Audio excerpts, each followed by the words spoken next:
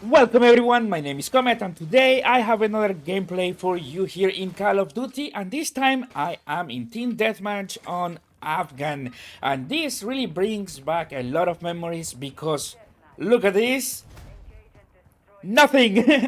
This is the first thing I noticed when loading into this match, because when you used to get into this area back in the day on Modern Warfare 2, you used to see grenade launchers coming in from every direction possible, and no one really could get there alive after a certain point. People really had located their like they really know the perfect location to throw their grenade launchers. However, in this game, there's no such thing at the very least as of right now. Would I like to have that back into the game? Honestly, it will be really interesting to see how it goes. But nonetheless, this is a really cool match that I had earlier, and I wanted to share it with you because it might be the best match so far that I have played. I did really great, and it's because this is one of those maps that back in the day I really knew how to play well. I knew all the ins and outs and etc. And even though I haven't played for like 7 years, I still remember certain stuff. For example, that you really need to be moving always to the opposite side of where you came every few seconds, because people spawn almost always behind you, really. In fact, you can see right here how sometimes they literally spawn behind me, and I had to just flank them on their own spawn because of that, you know. But not only I did well in terms of the kills, I also managed to get my first triple kill streaks again. So this means that okay, so I managed to get the UAV, the cruiser missile, and the SAE, I think it's called. And I was so excited for it. However, I couldn't use it that well, and you were gonna see in the future how, or like in a few minutes, how I missed completely my kill streak. Um, One thing that I had no idea about the current version of Call of Duty is that people really enjoy to camp way more than before, and that is kind of a problem because you had ways to counter that in the past, like I mentioned with grenade launchers or with RPG stuff like that. And even though you still have some of those rocket launchers, the lack of grenade launchers really makes it so that they are free to camp in these houses without any issues. And that's what they did actually. They had an enemy sniper alongside someone who was covering him, that spent half the match in this house right here. So it was very hard to take them out once they started to get in, to set up everything.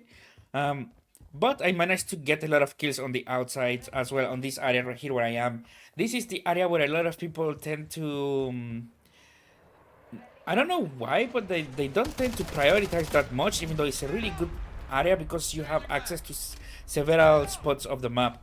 You have access to the middle directly, you have access to the back side and into the front side. But nonetheless, you're gonna see how I managed to do pretty well right here. I am also using a new assault rifle. I'm not using the default anymore because I wanted to try how everything goes. Now, wait, let me see a bit because I don't remember the name of this weapon. The MTZ. So the MTZ is the one that I'm using at the moment. And my thoughts on it is that it is very stable. It does not have that much recoil comparison to the one that I was using before. However, I do feel like it does a lot less damage, or in general, it doesn't do that much damage. I would like to do more damage per hit, even though that may mean that it's gonna have a bigger recoil. That's okay, because in this map, especially back in the day, you used to bring three different types of weapons for assault rifles. You used to bring the Scar H. You used to bring the TAR 21, or the ACR, I think it was called. No, the ACR was the weakest, but people really like it when they were camping on those little houses over there. But if you were going around this area where I am at the moment, you had to go for the Scar H or for the Tar 21. Usually the Tar 21 is going to be your choice because that's what will allow you to win gunfights. At the moment, however, in the current version of the game, I haven't unlocked all the weapons, so I don't know what would be the equivalent of those old school weapons. But those are the weapons I usually used to bring. Very high power weapons, no matter if they have recoil or not. Especially the Tar 21. That was a weapon that had a lot of recoil, and I remember that specifically. But yeah, you guys can see I managed to get some really nice kills, and by the end it became very intense. Here I finally managed to get them out of this cave, but it was probably already too late because they were already catching up to us. And then I think they tried to go back to to this area right here.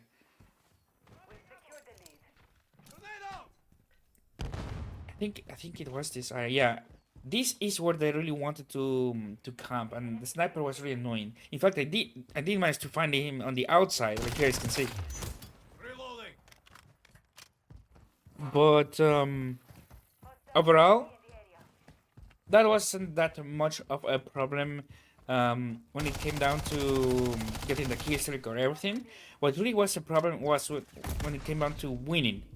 Oh, here I managed to get to the kill streak. You can see.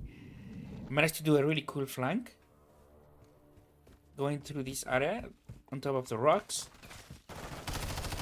Reloading. And here people continue spawning, so I stood like I wanted to stick into this area because there was a lot of people. Okay, here comes one. And this is what I meant. Do you guys remember how I mentioned they were spawning behind me? They literally spawned behind me in this point. But I tried to secure it, and I managed to do. I managed to do that pretty well. I'm still getting used to the controllers.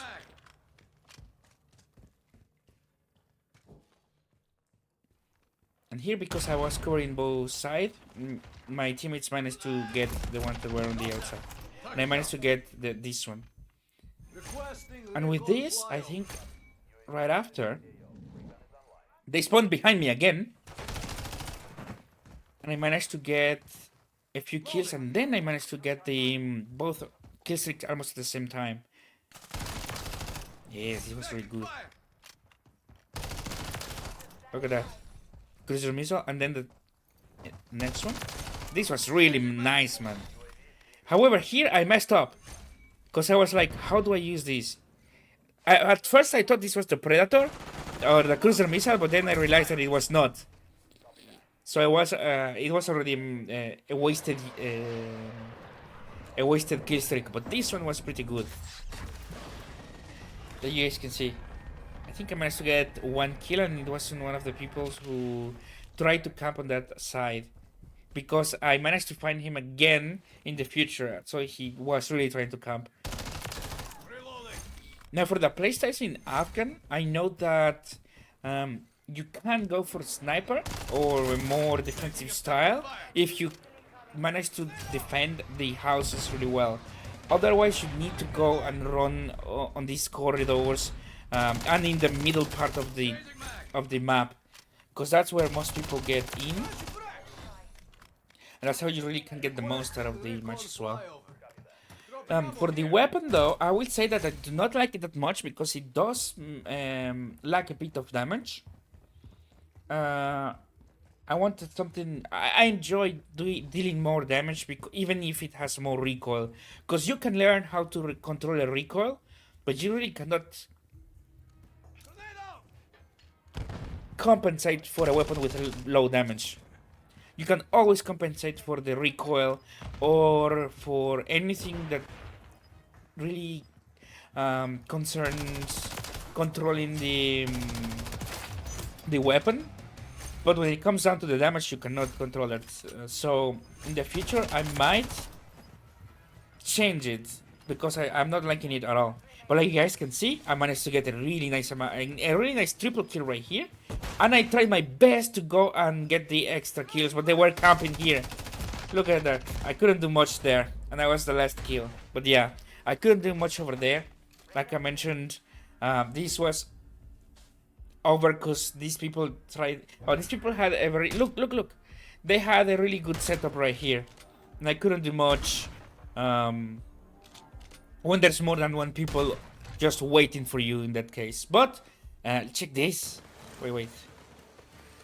This was my my final score, and it was awesome. 26 and 12 on Afghan, man. 2.17 kill death ratio. It would be a bit higher if it counted the assist, but we don't care about assist. It's all about the kills.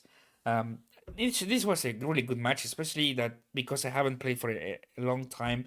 I'm very happy for it, and what really makes me happy the most is that I still remember certain stuff about these maps. You know, it's like Modern Warfare 2 was probably the Call of Duty that I spent the most time on playing because it was my first ever shooter, and I wanted to get better at it. You know, and now Modern Warfare 3, this current Modern Warfare 3 is literally the Modern Warfare 2 of the present. I feel it has the exact same maps. It just doesn't have certain mechanics that in the past you had, especially in the snipers. The snipers sucks. They at least okay. No, I must be fair here. The first sniper sucks so much dick, man. It's so bad. It is so slow and sluggish. Nothing compared to the intervention or the Barretto back in the day. If you used to grab those, you were gonna have a good time. But right now, the snipers, oof, it's disgusting, man. Now I haven't. I need to continue testing the snipers with the attachments and the other snipers that we have in the game because only the first one is the one that I have access to. So as I unlock more snipers, more attachments, and so on, I'm gonna see how everything goes really. But for now, um, I don't have a good idea. I don't have a good opinion of the snipers. I think they suck, or at least the first one suck. But I definitely want to give it a try because snipers were very important for me and for almost every Call of Duty player of back in the day. So we want that back. For now, though, thank you so much for watching. I hope you enjoyed this gameplay. It was really nice. But it's time for me to sign out. I'm gonna see you on the next video. Peace.